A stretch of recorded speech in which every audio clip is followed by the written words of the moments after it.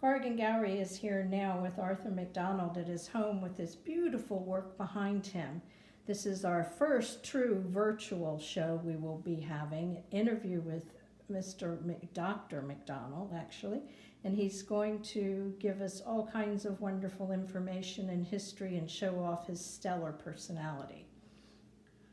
Well, I'll start by saying I had a career in the performing arts. I was a theater professor and I was a theater historian. I also directed plays, and the plays I directed tend to be like ancient rituals. I did a play by Kalidasi, Sanskrit play from the 4th century CE. I did a play by Strindberg in which we had 300 shoes hanging over the actors. I did Oedipus with dirt on the floor and pools of water. And then the last play I did was called Lear Africanus, which was a version of King Lear set in West Africa. And for that I wrote a script in which we had these puppets based upon the puppets of Mali. We made 40 rod puppets. And what I loved about that was texture, using sticks, using scraps, and then I did a paper making workshop and I learned to make handmade paper.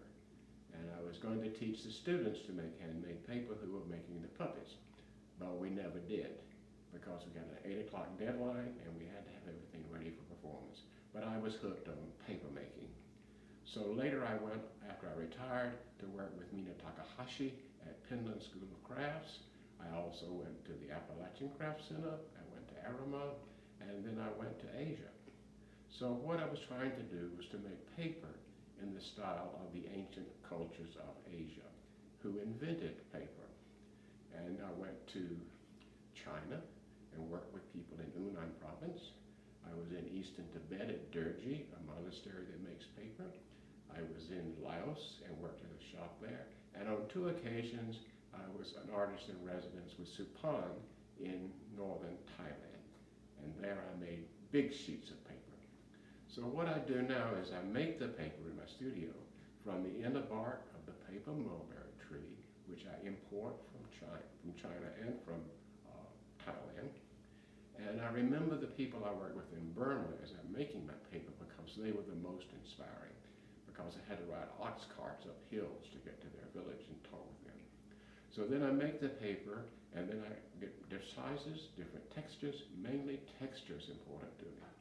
And I add to that when I'm building a composition, fossils, sticks, images, statues, more sheets of paper, small books. So I call them assemblages that I make. And so when I look at them, I see a ritual in my work. And I hope that viewers who see these will see a ritual in them too, and they will create their own ritual because they're widely open to meaning. So I hope you enjoy the exhibition. And when you say ritual, can you explain what you mean? I do.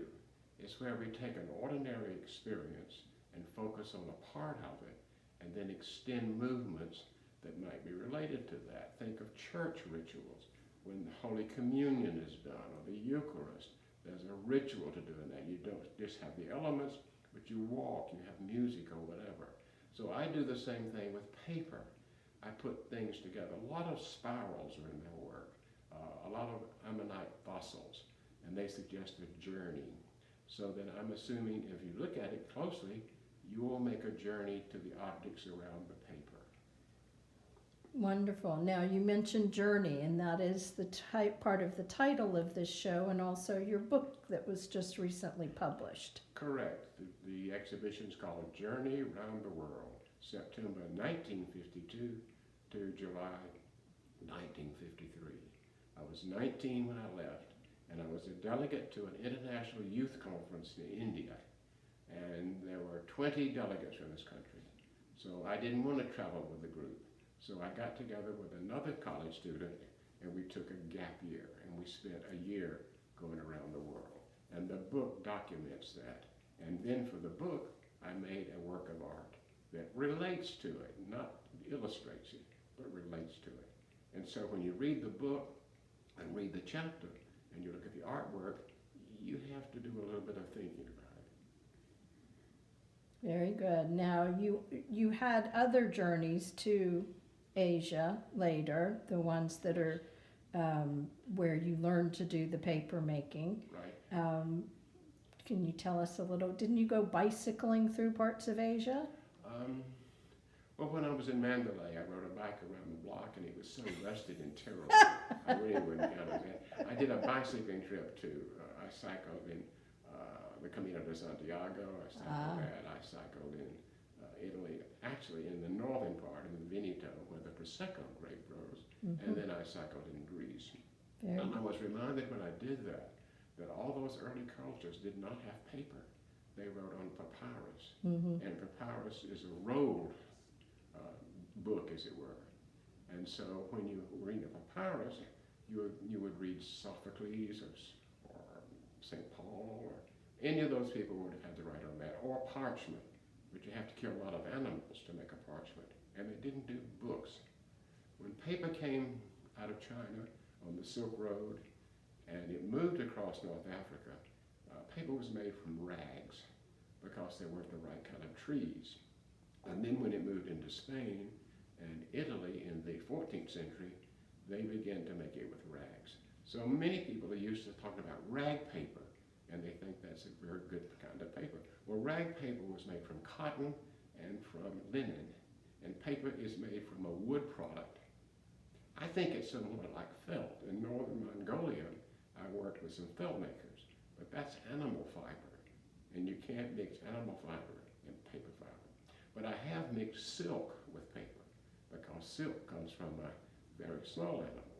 So there is a versatility there. Wonderful, such a store of information. Now, you mentioned the plays that you had done and being a professor of theater.